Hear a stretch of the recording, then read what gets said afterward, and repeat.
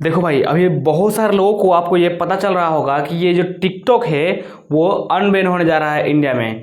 ये 5 साल बाद ऐसा होने जा रहा है कि इंडिया में टिकटॉक बैन होने के बाद 5 साल बाद अनबैन हो। तो ये जो न्यूज़ आप सुन रहे हो ये बिल्कुल ही गलत है, क्योंकि भाई 2020 में ही टिकटॉक इंडिया में परमानेंटली बैन हो चुका है और उसका कोई चांस नहीं है कि वो इंडिया में दोबारा वापस आए। क्यों? आपको पता है इसके पीछे की मैं जानकारी दे रहा हूँ, इसके पीछे की जो रियलिटी है वो आप सुनिए। देखिए, पहली बात क्या है कि ये जो ट्रम्प है, ये डोनाल्ड ट्रम्प, जो कि मोदी प्राइम मिनिस्टर मोदी जो बोल रहे हैं डोनाल्ड ट्रम्प, वो देख रहे हैं कि डोनाल्ड ट्रम्प बहुत ही ज़्यादा अपने टैरिफ की जो परसेंटेज है वो बढ़ाते जा रहा है। इंडिया पर भी 25% के करीब में टैरिफ लग चुका है और बाकी चाइना से तो उसका कट्टर दुश्मनी चलता है, पटता ही नहीं है ये चाइना से अमेरिका का। तो इसीलिए चाइना के साथ तो उसने 200% का टैरिफ लगा दिया है, वो कि काफ़ी, जो कि मायने ही नहीं रखता है। मतलब कि चाइना सोच रहा है कि अब मैं क्या करूं, बट उसे सोचने समझने का कोई मतलब नहीं। चाइना डर भी नहीं रहा है इससे। अब देखिए, ट्रम्प जो है, ट्रम्प ने उस पर लगा दिया टैरिफ क्योंकि चाइनीज़ माल बहुत ज़्यादा आ रहे थे ये अमेरिका में, और इससे ये जो अमेरिका है वह किसी के ऊपर, क्या बोलते हैं, चाइना के ऊपर मतलब ज़्यादा निर्भर होते जा रहा था। इसीलिए वो चाह रहा है कि वो अपने कंट्री का प्रोडक्ट बनवाए और अपने कंट्री का प्रोडक्ट बनाकर वो अलग अलग कंट्रीज़ में एक्सपोर्ट करे।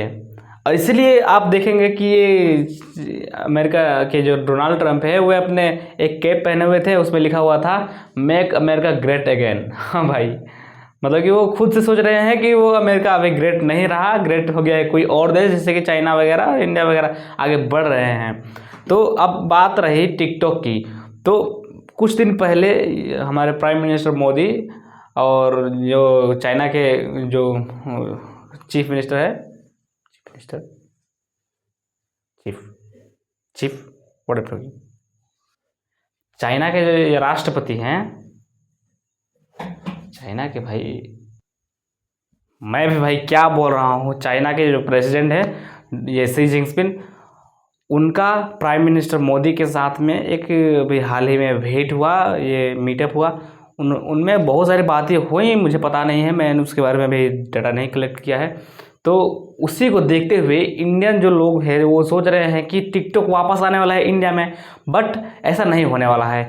ये जो टिकटॉक है ये पहले ही परमानेंटली हमारे इंडिया से बैन हो चुका है, क्योंकि जो इंडियन गवर्नमेंट थी वो बोल रही थी कि जो टिकटॉक है वो हमारी इंडिया की जो डेटा है, जो डेटा जैसे हमारी जो, आपको पता ही है कि अगर हम टिकटॉक यूज करते थे पहले, तो टिकटॉक में जितने भी सारे हम वीडियोस को रिकॉर्ड करते थे पूरा, वो ऑल ओवर इंडिया में जो जितने भी सारे लोग टिकटॉक पे बनाते थे शॉर्ट वीडियो, उन शॉर्ट वीडियो के थ्रू बहुत ही ज़्यादा प्राइवेट डेटा लीक हो रहा था इंडिया का अपना, जो कि नहीं लीक होना चाहिए। लीक मतलब कि लीक नहीं हो रहा था, ऐसे जो डेटा कलेक्ट होता है, जैसे कि जितने भी सारे लोग सोर्स बनाते हैं, वो काफ़ी प्राइवेसी ध्यान रखना पड़ता है कि हमारे इस एरिया में क्या है, इस एरिया में क्या बना हुआ है, उन सब डेटा को मतलब कि प्राइवेट करके रखना चाहिए। अलग अलग देश को मालूम नहीं चलना चाहिए कि यहाँ पर क्या है।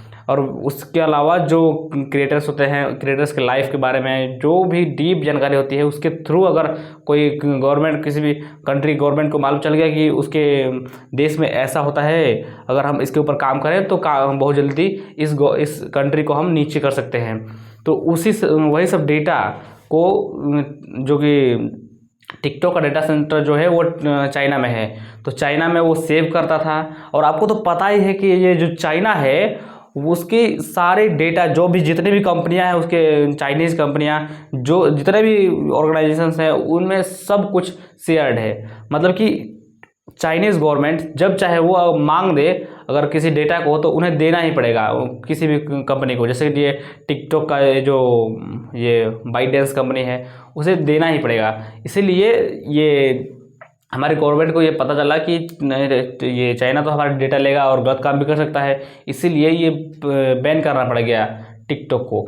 तो बैन करना तो बहुत ज़रूरी था, और हमारी अगर हम देखें तो हमारी रिस्पॉन्सिबिलिटी भी बनती है कि हम अपनी प्राइवेट डेटा को लीक ना होने दें किसी और कंट्री में।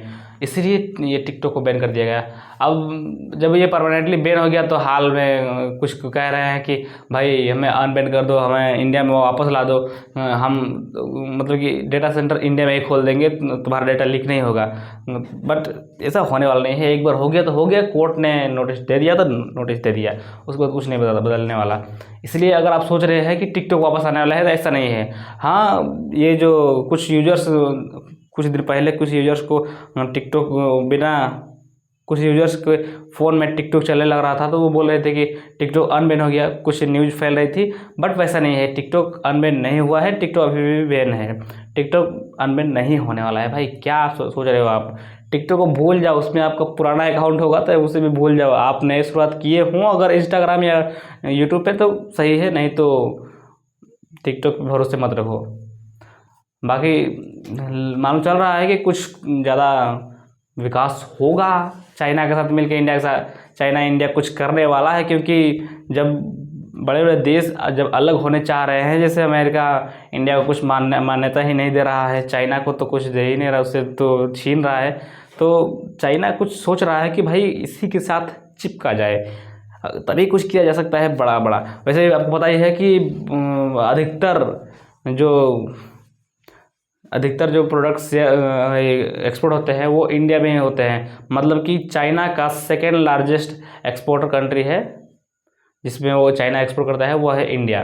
तो इसलिए इंडिया के साथ ज़्यादा चिपक रहा है कि इंडिया भाई बहुत हमारा हेल्प कराता है, बहुत प्रॉफिट दिलवाता है, इसलिए चाइना थोड़ा घुल मिल के थोड़ा रहना चाह रहा है।